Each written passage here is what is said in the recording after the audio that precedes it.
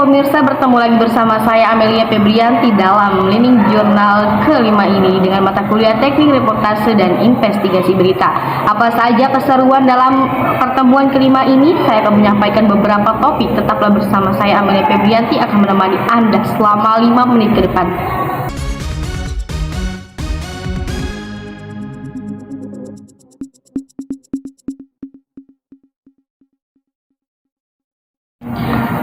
Regulasi dan kode etik jurnalisme, refleksi sejarah di Indonesia. Sejarah perkembangan regulasi secara jurnalisme dimulai sejak ditemukannya media cetak pada abad ke-15 yang memungkinkan penyebaran informasi secara massal di Indonesia. Jurnalisme juga berperan penting dalam perjuangan kemerdekaan, namun pernah dibatasi di era Orde Baru setelah informasi pers mengalami kebebasan yang lebih besar meski tantangan seperti hoax tetap ada. Kode etik jurnalisme. Dalam Undang-Undang Nomor 40 Tahun 1999 tentang pers menjamin kebebasan pers dan melarang penyosoran.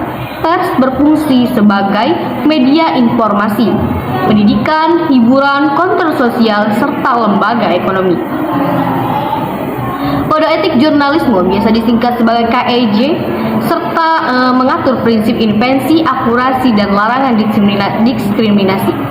Lembaga penyiaran publik seperti RRI dan TVRI berfungsi melayani masyarakat dan dibiayai melalui iuran yang disebut dengan APBN dan Iklan Informasi Penyiaran Indonesia yang disebut dengan KPI, menetapkan pedoman perilaku penyiaran P3 dan standar program siaran SPS untuk menjaga kualitas dan etika siaran termasuk pembebasan konten kekerasan dan seksual.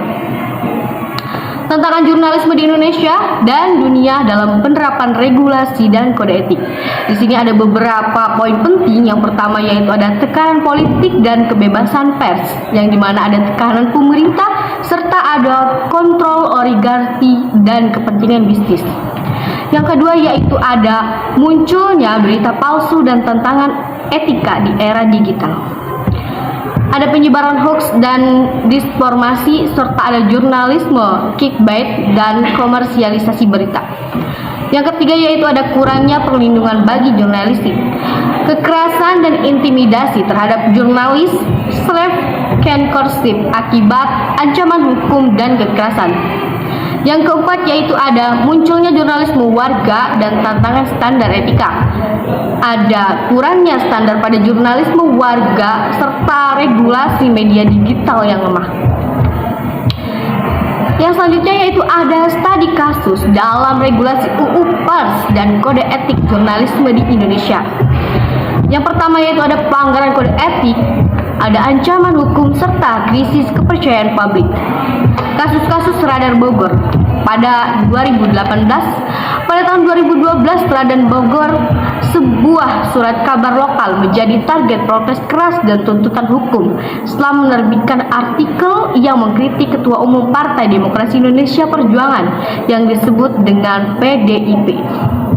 Megawati Soekarno Putri. Artikel tersebut memicu kemarahan pendukung PDIP yang kemudian menggunakan UU Informasi dan Transaksi Elektronik dalam Undang-Undang ITE untuk menuntut Radar Bogor atas pencemaran nama baik.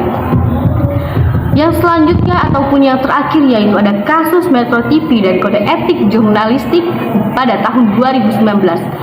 Pelanggaran objektivitas. Pada tahun 2019, stasiun televisi Metro TV mendapatkan sorotan terkait pelanggaran kode etik jurnalistik sehingga melihat kampanye politik pada pemilik presiden 2019. Metro TV dialihi tidak netral dan lebih condong memberikan liputan positif terhadap salah satu kandidat. Hal ini menimbulkan kritik luas dari publik untuk organisasi profesi jurnalis mengingat pasal 1 jurnalistik yang mengharuskan jurnalis untuk bersikap jurnalis yaitu independen, mengasal berita yang akurat serta imbang dan juga tidak ada itikat buruk. Nah, itu saja yang bisa saya sampaikan pada pertemuan kelima ini. Saya Amelia Febrianti pamit undur diri, sampai jumpa.